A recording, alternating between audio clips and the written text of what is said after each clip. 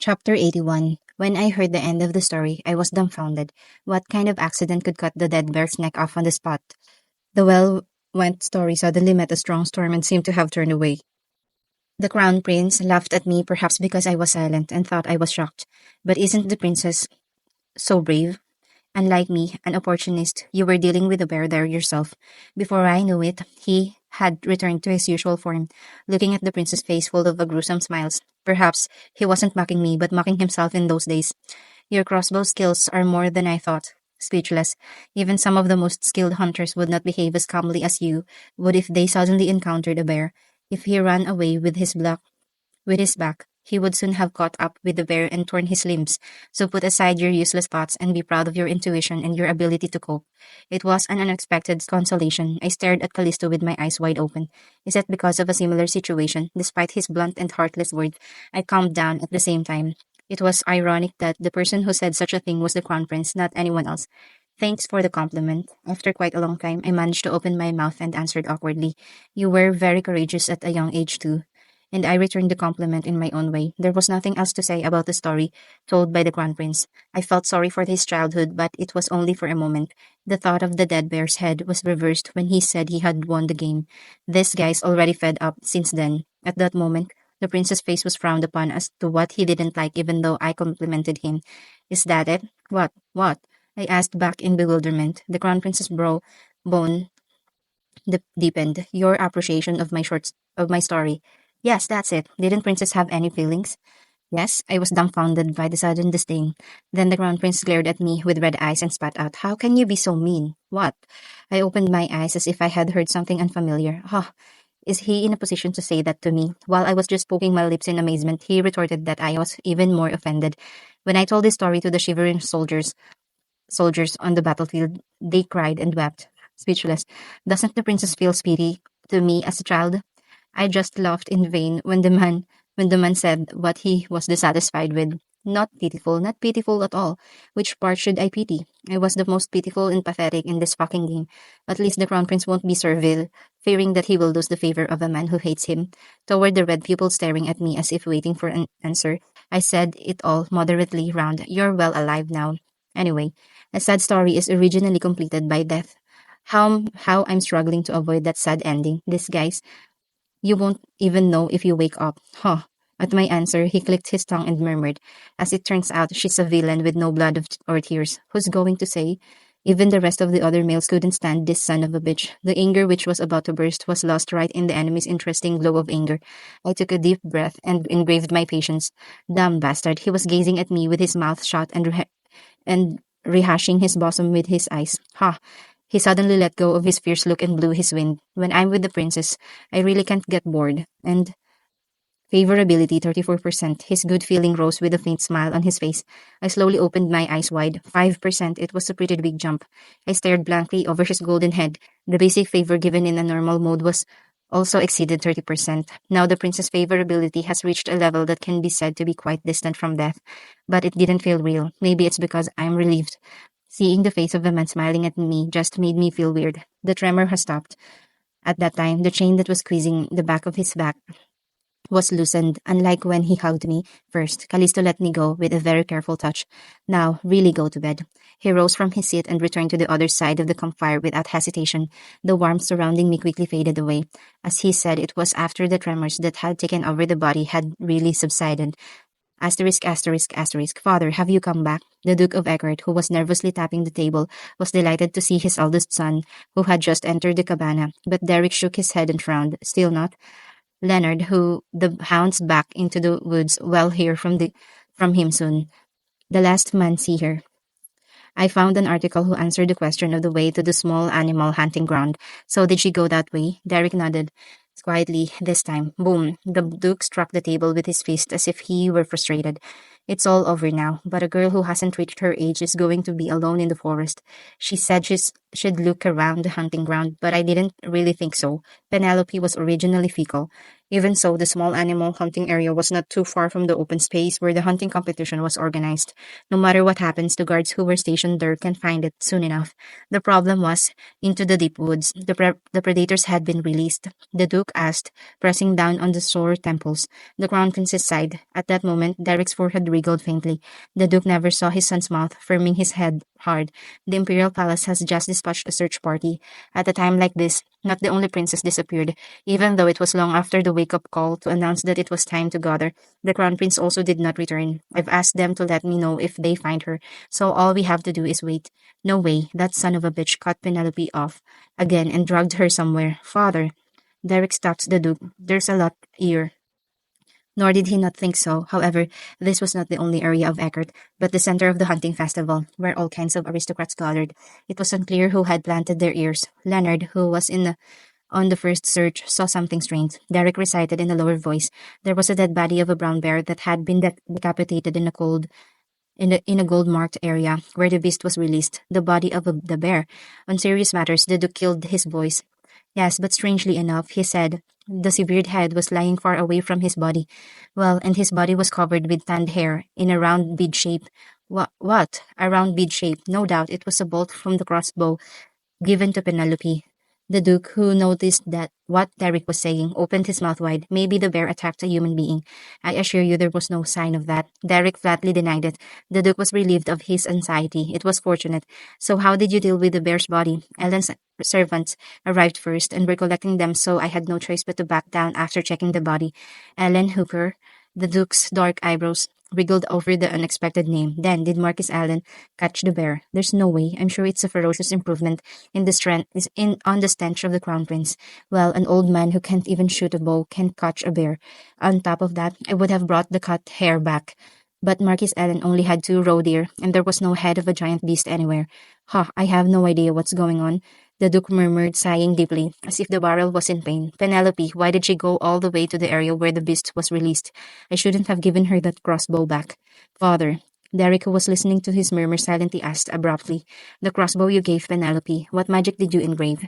Speechless, what kind of magic did you engrave that made her shoot bears? The Duke turned his head in vain to see if the changed subject was uncomfortable. Derek's eyes faded as he looked at his father. No way. Is it a killing weapon? Did you cheat on the mana? It's not for killing. It's not like that. The Duke swung his head and nodded bluntly. It's only a moment's fainting. When you get hit, it's suitable for hunting, so it would pass the security check. Is that really all? Derek was a sharp guy. The Duke fell into the sight of his first son, who did not easily fall for it. There, I've put an extra magic trick to you to lose the memory before being hit. Speechless, Derek's expressionless face was distorted. For a while, there was silence in the tent. Derek only spoke a long time and later. Why did you give her that? The Duke answered calmly, glancing sideways at his son. If anyone wants to shoot someone, I told her to take him and give him a sneak shot. You know her personality. Why did you give her such a dangerous thing in her hand? As if to stifle anger, Derek's voice sank even further. And then, like last year, she will go around wildly and try to shoot people. Speechless, if a person who is hit by a crossbow and loses memory comes out thrilled, what are you going to do? See you, then don't get ahead, said the Duke, kicking his tongue as an excuse. I'm just preparing for the end of the bargain. I've been through enough. I know she'll be careful. Even Countess Kalin is not enough. This time, do you intend to hand over all the remaining mines to the nobles? Derek Eckhart.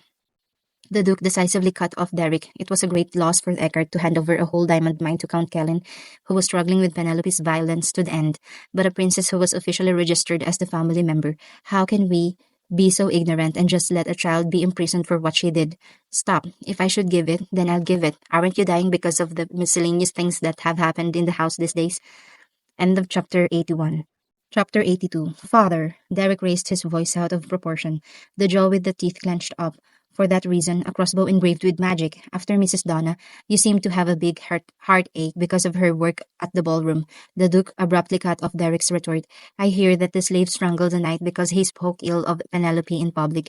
Did you know that? That's Derek's mouth shut. He heard it late and knew. That's why he went to the military base after being told by his butler that she had gone to practice crossbow, to tell her the news that he had dismissed the profane man who dared to insult the princess. But when I saw him shooting the crossbow half touched by a slave cub, His eyes were turned upside down. After all, he couldn't deliver anything he wanted to tell her. She'd rather be self-assured after being cursed and come back. So would I scold a kid who didn't want to attend the hunting competition? What would I do? Speechless. So I comforted her by giving her a crossbow, because I can't let her just stay at home forever. Derek was silent for a moment at the words of the Duke that followed. I fired Mark and his gang right away. A long time later, he opened his mouth in a cold voice. It would have been easy if she told father or me. I mean, the butler. Speechless, but it's her who makes us run into the worst situation every time. Derek. The words that had not been said were lost at the call of the Duke. Don't hate her too much. Speechless. It's all my fault in a way that Penelope has become such a nuisance. I brought her here to satisfy my greed and didn't take care of her properly. Speechless. She seemed to be growing up now, so take care of yourself. Isn't she the only younger sister? Derek broke the Duke's last word and clenched his fist. I have only Yvonne. The sound of a clenched mouth came through the hard, frozen lips. The Duke looked at him like that and sighed and turned his head. Now let go of Yvonne. Father, he flipped around the Duke with a face that he couldn't believe what he had just heard. How can you say that? For Yvonne, and it's their biological father, not anyone. It was an inevitable accident to lose the Yvonne. But the Duke did not stop. I haven't stopped looking for it once, but not even the witness showed up. It's time to admit it, that she is no longer in this world. Father, it's already been 6 years since Penelope came as a duchess. The Duke's gaze at his distorted son's face filled with anguish. It is true that I have brought her without asking your opinions, and I have left you alone without caring what has happened to our family. Speechless. But how long will you let go of the guilt of Yvonne by harassing and hating her? Derek's blue pupil fluttered at the remark. I'd rather have turned off my nerves. Never thought of it. If it were Leonard, he wouldn't be doing something childish to the girl who lost her sister and took her place. Derek answered in a tight voice. I have never hated and harassed Penelope, father. The only reason I hated Penelope was because of her knuckles and frowning behavior. So these days, when she had become so human, there's nothing I can hate. That's why I didn't show much of that. It was the moment. No, little Duke. A dry voice flashed past his ear. Did Emily ask you to do this, little Duke? Whatever punishment you give me, I'll take it, little Duke. The kid who had been calling himself brother all the time began to call himself the little Duke. Although they remained in front of others, they distinguished themselves thoroughly when they were alone. I was so annoyed that every time she called me brother, I was disgusted. I will live like a rat, so you don't have to worry about it all the time. Now she was busy drawing a line, stiffening her face coldly when she saw him. Derek was shocked by the realization, but rather she hated me. It was the moment when he opened his mouth to speak with a slightly puzzled look. Bang! Father, the door of the cabana opened roughly. In between, Leonard rushed in. Leonard, there's a witness who saw Penelope. The Duke and Derek were dazzled by Leonard's words, which he poured out like a rapid fire. What? Who is that? The Baron Tollet. The Baron Tollet? He's the fiancé of Lady Callin. Instead of the Duke that brought back a faint memory, Derek spewed out quickly. He was such a humble man that the Duke could not easily think of. He managed to win the title by lining up to the Queen by the distant scheme of the Marquis Ellen. Earlier this year, however, the sudden engagement of the Baron and the Countess was a great sensation in society. Rumors circulated in the daily that the two families who only have daughters might have forged a forced union by mobilizing distant relatives for the alliance. Both families made sense because they were allies of the second prince. So Baron Tellet, where the hell did he see Penelope? The Duke urged Leonard in an urgent voice, said Leonard, hesitating to open his mouth for a moment with a troubled look. He was knocked out in the woods by Penelope's crossbow. What? What? It is said that he was looking a goddess of hunting from the moment she was discovered, shedding saliva like an idiot and continuing to wear a crimson hair. Huh. The Duke could not speak and opened his mouth, but that wasn't the end. In addition, there are a number of aristocrats who are believed to have lost their minds and woke up. What Derek was worried about had happened. Asterisk, asterisk, asterisk. Woo hoo hoo hoo. I suddenly woke up with a sudden sense of clarity, as if it were early dawn. The cave was filled with green dawns, and the bonfire, which had been burning all night, had already been extinguished, with only acrid smoke rising. Beyond that, Callisto was seen sleeping, leaning against the wall. I need to get dressed up while he's sleeping. Under the cape was still naked, so the feeble wind blowing into the cave felt cooler. I got up from my seat, trying not to make a sound. Fortunately, the clothes hung there near the bonfire were dried up. It was when I picked up the clothes before the crown prince wake up. Woohoo! A cool wind blew with a dreary vibration like a nebula. My bangs shook gently in the wind. As I buttoned my jacket, I hesitated with a sense of incompatibility I felt before I woke up. The wind, not from the outside, but from the inside of the cave. I stared at the other side of the dark cave with my breath. At that moment, woohoo! The wind blew me back. It wasn't an illusion. A really cool wind is blowing from inside the cave. And is there a hole in the other side of the cave? If you can feel the wind blowing from the other side of to here, it means that the cave is short and straight. But all that unfolded before me was the black darkness. The cave in which even a faint light could be seen did not look short at all in length. Woo woo. Then a wind accompanied by the nebula blew again from the other side of the cave. I turned and quickly approached the crown prince. Your Highness, wake up. Deep asleep, he didn't wake up right away. I was reluctant to catch him because he was bare, but I had no choice but to grab him by the shoulder and shake him. Your Highness. Callisto, however, he did not open his eyes. Suddenly it occurred to me that his skin on the palm of his hand was appallingly cold. Is it because he gave me a cape and slept naked all night? In addition, the prince of last night was wearing wet pants, perhaps for his own consideration. Your Highness, the sight of Callisto, who couldn't open his eyes even after shaking several more times, made me suddenly scared. Suddenly it occurred to me that he was hit by a citation and the sword yesterday. Is he dead? I rushed my head to his chest, palpitating. Fortunately, his heart was beating regularly, as if he weren't dead. With my hair pulled off, I still slapped the crown prince slightly to wake him up. I can't help it, 'cause he won't wake up. Chuck, your highness, open your eyes. Chuck, chuck, chuck. The touch, which was close to a slight tap, grew stronger and stronger and stronger. I didn't do this because I was selfish. I really couldn't help it, because the crown prince did not open his eyes after a slight tap. Your highness, chuck, chuck, chuck. At last, the sound of a proper slap on the cheek rang out in the cave. The crown prince frowned, his eyelids flinched, and soon his red pupil was revealed between them. Your highness, are you all right? Are you sick? I asked with a worried look, hastily hiding my hand that had been raised to grind one more time. Princess, yes, your highness, didn't you just hit me on the cheek? What? That's impossible. How dare I do that? I shook my head with my eyes wide open. My gaze was nailed in one cheek of the game. That's odd. I felt like I was hit on the cheek. You must have had a bad dream. Get up quickly. I jumped up before he noticed and brought him his clothes and his lightweight armor. It was a bit of conscience. This is not the time to talk about dreams in peace, your highness. The wind is blowing from inside the cave. Wind? Yes, I'm sure it's not even a short burrow. Woo! At that moment, another cool breeze blew from inside the cave, as if to support my words. The prince, wearing the clothes he had received from me, hesitated and looked over the cave. This is. His face stiffened. Why, what's wrong? I can feel the magic. He made eye contact with me, with a serious look on his face. It looks like there's someone in the cave. End of chapter 82. Chapter 83. I blinked at an unexpected remark. Who's there? It was more surprising that the crown prince noticed it than that there might be someone on the other side of the cave. He's like a ghost. Unlike Callisto, whose eyes glared, I didn't really worry much, because if a dangerous episode was in progress, the fucking system window would have told me first. However, it didn't matter if it was an unexpected situation that really went out of the story. The crown prince, who will not die anyway, will cut them all with a sword. I need to check it out. Dressed up to his cape, the crown prince rose from his seat with a sword next to him. It was the moment. Oh, he staggered with a sudden short groan. Your highness. This time I was so startled that I grabbed the crown prince's arms and helped him. Looking back, he didn't look very well. Your highness, are you really ill? Please sit down again. No, it's okay. I'm just a little dizzy. Isn't there something wrong with where you got hurt yesterday? You look so pale. The prince suddenly burst into laughter at my worried voice. Why, you slapped me on the cheek and you look like you're about to dance when I died. Oh, did you know? If it were near the palace, you would have been taken to an underground prison as an imperial assassin. An imperial assassin, I jumped and denied. It's an inevitable choice to wake you up, your high. Oh, ho, ho, ho. At that time, another cool breeze with vibrations came from inside the cave. As if to prevent my embarrassing excuse, I paused. The crown prince, looking beyond the cave with sharp eyes, began to move quickly as the wind stopped. As he approached the seat of a dead bonfire, he stroked the flint a few times and made a good fire.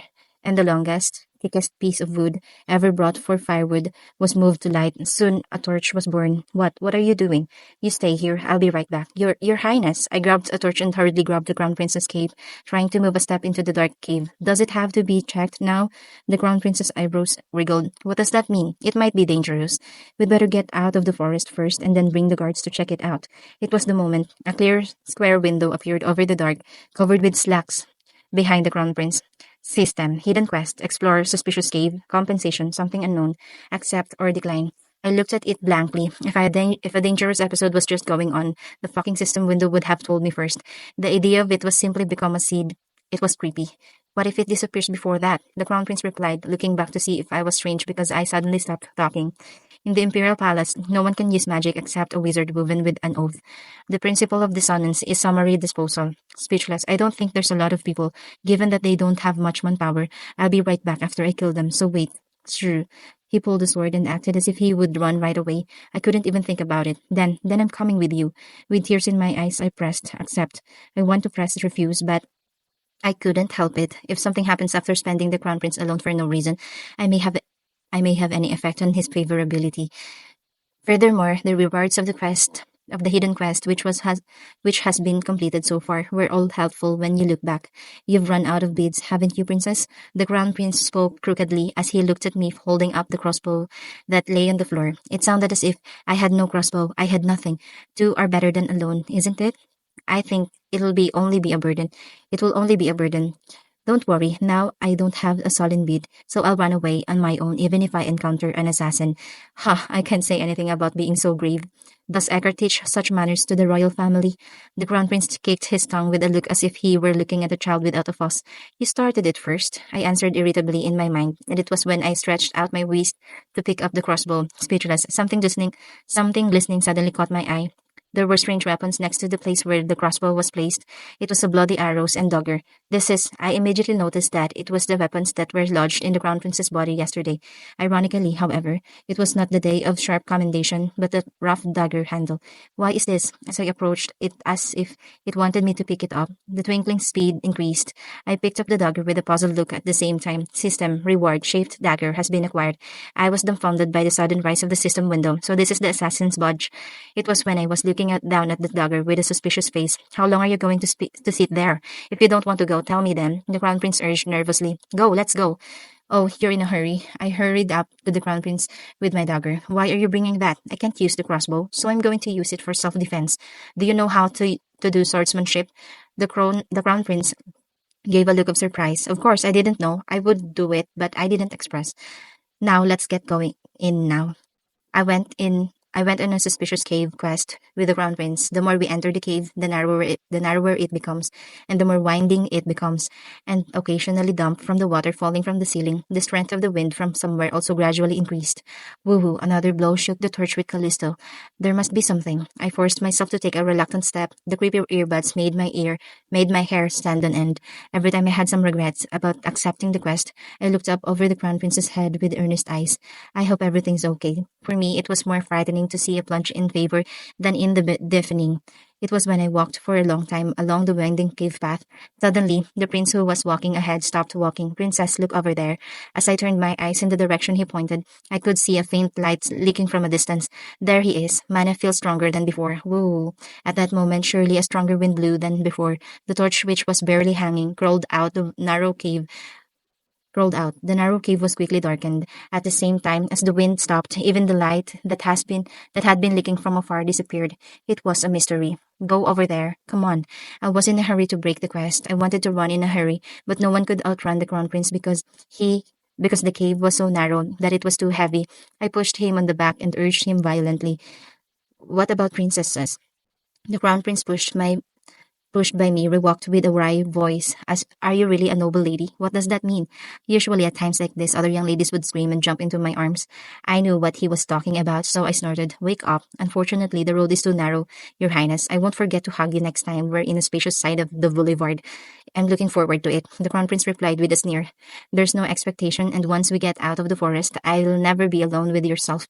I was walking in the footsteps of the Crown Prince with such thoughts. At last, we were able to reach the source of the lights of the light leaking out. It was a much narrower gap than the width of the cave. The wall is sharp, so be careful not to get swept away. The crown prince struggled to squeeze himself into the gap. Smaller than him, I was able to get through easier than I thought. When I came out of the gap, the prince was underneath. Should I jump? He reached out to me in dismay. Hold me. I looked at it for a moment with a feeling of surprise, and soon reached out my hand. A strong force supported my weight. The duck. With his help, I had easily settled on the floor. A sudden burst of intense blue light from the front, and there was an unprecedented gust of wind. Oh, I closed my eyes reflexively. The hair tied together flew like it was going to loose. Woo! Unfortunately, the gusts quickly died down. I opened my eyes dimly. It was after the blue light had disappeared. The crown prince went forward without saying a word. I looked around and followed slowly. It was quite a spacious space, unlike the passage that had just walked. However, as if it were an artificially created space, not a naturally formed cave, a round platform rose in the middle of the pavilion as if it were a huge rock. The height was well over the height of most men, so I could not see what was beyond it. The crown prince stepped well on the rough rocks and quickly climbed onto the platform. It was when I struggled to stand beside him, following where he had stepped. I opened my eyes at the sight ahead. This is, surprisingly, a skeleton without a lower body stood upright in the center of the flattened rock. There was an unknown large scroll in both hands, as if to hurl a hooray. Hurrah. At that moment, the blue light began to rise around the body. Huayak. End of chapter 83. Chapter 84. With the blinding blush ahead, there was an unparalleled gust of wind. Oh, having managed to climb to the end of the rock along Callisto, I stumbled unable to hold my balance in the moment in the rush. It was then a sense of dizziness hit the whole body. Careful. A strong force gripped the wrist. The crown prince stood firm and held me steady, as if there was no blow in the wind. It was when I held my flying head with one hand and opened my eyes with difficulty. This is, a large circle formed around the body. A complex pattern began to be painted like someone who was invisible in it, and soon a blue light exploded over it. Like a swaying fire, an unknown intangible force whirled frantically around the corpse. Strong gusts seemed to be caused by it. A ragged strip of cloth hung over the remains, fluttered roughly. Magic circle. The crown prince, watching silently, spat out its identity. Magic sir. It was when I was looking at a pattern of blank blue at an unfamiliar sound. It was not long before the wind stopped. Even the intangible power gradually reduced the range, and soon disappeared without breeze along with the pattern. The tumultuous cave had subsided again. There was a disturbing element in the imperial palace that used to magic without permission. It was already long ago. I let go of his wrists that I had held tightly so that the crown prince wouldn't be pushed out. As he said, the condition of the remains standing in the middle of the disappeared magic circle seemed to be incredibly old at a glance. Is it magic preserved? The cave was damp inside, so the remains that old as that usually melted and could not maintain shape. Moreover, it was amazing that even a normal person could stand upright like that in a stormy environment. Why is it gone under the waist? How sometimes there were mummies found standing upright, but that was impossible because the skin and muscles of the lower body were preserved. But the remains in front of me could not be called mummies at all. The shape of the ribs and the severed vertebrae looked just before they were fused to the rock. Did the stone water impregnate the molten remains? I was observing the remains with interesting eyes. The shape is still maintained because of the remaining mana. What? It looks like he used his body as a sacrifice for the magic circle to tie the spirit to this place. Suddenly, the crown prince answered with open mouth. Only then did I realize that I mumbled out a question. How many times have you seen a skull gird? Seeing that you're not surprised. He was staring at me with interesting eyes, observing the remains interestingly. Usually, they replace them with animals, but the author seems to have died halfway through the magical cast and couldn't survive. The body, half split. I was astonished. A step later, Callisto raised his head and answered with a sour look. When you cast a magic theme, you need to supply strong vitality. Strong vitality? It's the magic theme's invocation and vitality, and I don't know a thing like that. What? This didn't come out in normal mode. Besides, I was very embarrassed because it was a completely different answer from the direction I was guessing. It's not some fantasy movie. How the hell do you tie up your soul? But I was convinced right away. This is not a reality, but a world of games where magic is practiced in real life. Why would he want to tie his soul to this place? I guess he was trying to keep this magic crew on the line after he died. What magic he'd tried to cast, it's very damn strong, Callisto added with a frown. To the palace. I'm glad this bastard died in the middle. I nodded in agreement with the remark. It was quite appalling to try to secretly practice magic deep in the woods inside the imperial palace. The crown prince slowly walked along where the circular border of the magic circle carved to check the condition of the remains. The spirit that he was trying to tie up his gun, and it seems that only the mana in the body remains and it's stuck in the magic circle. Speechless, it's still enough to trigger a magic crew, so he must have been the one who did it in his life. Approximately, I understood it as a sound that the remains could be preserved as much as they were because there was still some mana left. With only one mana without all the chemicals, we can preserve the remains. What an amazing and convenient world it was then. Oh, oh, oh. Another blue light began to be clearly drawn on the rock with a faint vibration. The magic circle seemed to be reactivating. Stay back for a while, princess. It's dangerous. Callisto stretched out his arm at me and ordered me to back off. I stepped back steadily down. Whee! The magical power left on the body began to fluctuate by the magic circle. Sir, Kwasik. The prince who pulled the sword relentlessly lowered the sword over the intangible vortex. Kwang! A loud rupture resounded through the cave. The enchanted power and the sword that tried to cut it were smashed, and the lustful blonde blew up without a blow due to the relentless wind, but apparently not bothered at all. The ground prince flashed his red eyes toward the air with his sword in the floor. A blue spark splashed around him. Quasik. Soon after, cracks began to appear on the rock. Soon as he began to bloom his sword, the fine thread soon became a deep crevice and spread through the entire magic circle. Quasitik. The rough wind gradually died down with him frantically. The fluctuating mana and magic circle disappeared at some point. Whew! The crown prince pulled out the sword from the flower. It was quite a bit of power, and there was a cold sweat in his forehead. Is it done, your highness? I asked, lowering my head, which was closing my ears because of the roar. I completely destroyed it. Callisto answered with an insincere nod. Now let's see what magic he was trying to do. With the sword in his hand, he walked aimlessly across the cracked rock. It was the thin arm of the remains, each holding a thick scroll. After stopping in front of it and stroking his chin for a moment, he suddenly grabbed the sword he was holding. He was ready to chop up the remains. Only then did I notice that what he was going to do, so I cried with my eyes wide open, Your Highness! Callisto paused and looked back at me. I rushed to where he was. What are you doing? I'll cut the arm. Why? Looking at the scroll will give us a clue as to why he's been trying to carve a magic ring inside the palace. You don't have to take it out while damaging the remains. The crown prince wriggled his eyebrows as if he couldn't understand what I said. Then will the princess touch the body and give it to me? Yes. What? I'll get it out. I nodded quickly. That's great. In fact, it was one of the things I wanted to do. Furthermore, the sword wielded by the crown prince could not immediately bring the remains to a collapse. The remains were preserved for a long time in an unusual form. Stay back for a moment, your highness, especially put that sword away. I slipped a dangerous prince back. Ha! The crown prince burst out laughing, as if he were dumbfounded. Sir, and but he simply grabbed the sword into the sheath. The crooked look seemed like, let's see what you're doing. I confirmed that he had completely retreated and stood in front of the remains. Then I gathered my hands together and gave a short silent salute. I'm sorry, can I touch you? Archaeologists have the most tension when excavating human bones or tombs. It's unbelievable, but there are more supernatural phenomena than you think. Therefore, there have often been cases where a ritual was held or prayed before the excavation work began. What are you doing? It was just after the silent tribute to the remains. The prince who had stepped back was standing close by and looking down at me as if I had a toothache. I'm setting some salute because I'm touching the bones. Why would you do that? To pray for the repose of the deceased and to pray that the removal of his belongings will not cause any harm. You're doing all sorts of useless things. The crown prince glared at me with a strange glance and narrowed the space between his eyes. I didn't know the princess would be so superstitious. Question mark. I immediately ignored his sarcasm. A conditioned investigation was needed before the excavation. I leaned down and looked closely at the scroll and the knuckles holding it. The paper and the bone of the scroll had rotted away, perhaps because they died holding into it. There was a thick layer of dirt and sand around it, and there is a brush or something. Is there a brush or something? There could not have been such a thing in this desolate cave. As I was looking around and looking for tools, I had a flash of ideas in my head.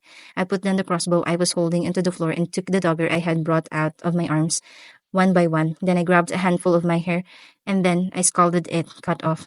It was then, Princess, flipped the dagger's handheld and turned rough. What the hell are you doing? End of chapter 84. Chapter 85. I opened my eyes wide and looked up at the crown prince, whose face was fiercely hardened. Cut my hair? Why are you cutting a clean head with a dangerous dagger? Dangerously dagger. I'm going to make a brush. Bruh? I was dumbfounded at the sight of the crown prince who rushed at every move. I said I'll take care of it, so I asked you to wait a moment, your highness. I forced my hand out of his grasp and gave him a nonchalant reply. I'm busy now, so don't interrupt and wait by my side. Ungracious, how dare you interrupt the crown prince of the empire? When he pointed his finger at the place where he was supposed to retreat, he spoke with a blunt tongue, but he backed away. I put the dagger back into my arms, then I rolled up a handful of long cut hair in his hand and grabbed it. The crimson hair curled greedily. I wish I had straight hair. I glanced at the crown prince's blonde hair out of regret, but if I didn't want to die, I had to be satisfied with my own. I approached the skull again and gently swept the left finger bone with my hair. Removing foreign substances from a solo dig during a field recovery was a basic part of the basics. My hair was so soft that it was closer to wiping out dirt that to dust it off, but it was much better than before. After a while, though not perfect, the visible foreign substances were removed, but I couldn't take the scroll out right away because of the body rotting and the damp cave humidity. Bone and paper were almost stuck together. What should I do? There was a high possibility that the paper would rip if it was taken out by force. First of all, we need to get rid of the moisture. The tributary cultural properties were very fragile, so they had to be handled carefully. Originally, it was supposed to be embalmed and dried after being moved a, s- to an aseptic chamber, but it was nonsense here. Thinking about how to get rid of the scroll, I looked around to see if there was anything useful for removing moisture. Then I found the fallen torch that the crown prince had thrown away. That's it. I brushed the cut hair roughly on the floor and quickly approached it. Then, after picking up the pieces of wood, I will crush the ends of the rocks on the rocks. The charred part of the fire was easily crushed. Then, when the water gathered to a certain extent, I crouched down and scraped together with my hands. Then I went back to where the remains were and gently rubbed the charcoal on the surface of the scroll. What else are you doing now? The crown prince, who was watching me busily alone, came up again and asked, of course, well, removing moisture so that we can easily remove the part that sticks to the bone. The crown prince, with a vague face, stared at my actions for a long time before opening his mouth. I don't know why we have to go through such a cumbersome process. Why don't we just cut the bones? This is the only way to make sure that no bones, no paper don't get damaged as much as possible. I wish I had a tweezers or a forceps or something. I murmured to myself like I was talking to myself, listening to the grotesque sound of the crown prince. When I squatted and applied the charcoal powder with my bare hands to fit my deafness, I missed those common latex gloves. Have you learned archaeology? Suddenly, Callista asked. My hands stopped moving. Just. I soon moved my hands again casually. I've only read a few books at home. The princess is so peculiar. I think you're just picking things that noblemen do. Thank you for the compliment. After gritting my teeth, I finally finished applying charcoal to both hands of the remains. Now all we have to do is wait a moment for charcoal to soak up the water. The soot-covered hands were a mess. It was when he was looking down at my messy hands with a puzzled look on my face. Suddenly something was pushed in. Wipe it. The crown prince took out his handkerchief and was sticking it out to me. I looked down at it with a look of surprise and accepted it with a thank you. You carry all this stuff with you. It was a question that I asked without much thought, but the crown prince snorted as if he was stabbed. Huh, what the hell does the princess think of me? That, of course, crazy idiot. A clear word came into my head. I think I should say the, the brave prince. But I managed to keep my reason and recite it like an excuse. You don't usually carry hand towels in dynamic activities like hunting. My brothers also forget about it often. It was groundless whether the two men often blinked their real handkerchiefs. The crown prince gave a suspicious look to my excuse and then spat it out. They probably didn't get it as a gift. Yes, that's what I got from a certain young lady before. I looked down at my hands, which he added with a big smile. The new handkerchief had already become black and dirty. It was when he belatedly discovered daffodils embroidered at the end. Oh no, the princess has put the handkerchief out of use now. I unintentionally ignored the sincerity of the lady. Isn't that right? The crown prince held his breast in an exaggerated manner. It was obvious that it was to pick on me. I returned the handkerchief. I was cleaning my hands straight back. Wash it and use it again. You didn't say you'll give me a new handkerchief as a present. The crown prince frowned. After all, it sounded like you had lent me a handkerchief to hear that from me. I answered coolly without listening to him. Thank you for lending. How can this girl so mean? The prince, holding a handkerchief with a disapproving face, spoke rudely again. You're the worst, you son of a bitch. It was only for a while to get angry, because it was time to scroll down. I took off my jacket one by one. It was because holding old paper with warm bare hands could damage it. It was a little uncomfortable, but I couldn't help but carefully pulled it out by wrapping the scroll with thin parts of the jacket. Fortunately, my idea of using charcoal to soak up moisture was not wrong. It was rather stiff, but I was finally able to pull the scroll between the knuckles of the remains. Phew, you don't know how hard I was trying to hold my breath because I was afraid that the paper might break. When I put down my jacket with two scrolls on the floor, a sigh of relief popped out. Is it over? Yes. What are you so fond of? You just need to check it out. At the sight of me carefully stretching out my crumpled jacket, the crown prince approached with his tongue kicked. Listening to the words in one ear, I carefully examined the state of the scroll. The two scrolls were tied with the red and blue leather strap, respectively. The paper was in pretty good condition, except for the rotting marks in the middle. No mold or worm marks were visible. Is this some sort of magic preserved like a dead body? As you will know when you open it, the inside of the rotten part may also be intact, as the paper is firmly attached in layers. Having succeeded in getting it out of harm's way, I knew, of course, I'd move this to a safe place. Collected artifacts are used as research materials after preservation treatment. What are you doing? Come on, open it. But the prince pulled the blue string in front of me. Hold on. As the knot was untied without stopping, the curled scrolls naturally spread out. So carelessly, I vented my anger that I shouldn't treat artifacts so ignorant. It was the moment the light flashed before my eyes. System, hidden quest, suspicious cave search success. System, an ancient magic map was acquired as a reward. Will you take it? Yes or no? Oh, it was when I was staring blankly at the system window that suddenly appeared. This is a map of the North Forest. The Crown Prince, who was scouring the map, muttered in a firm voice. I turned my eyes from the system window to look in the scroll at the speak. Surprisingly, a moving map was drawn inside the paper. End of chapter 85.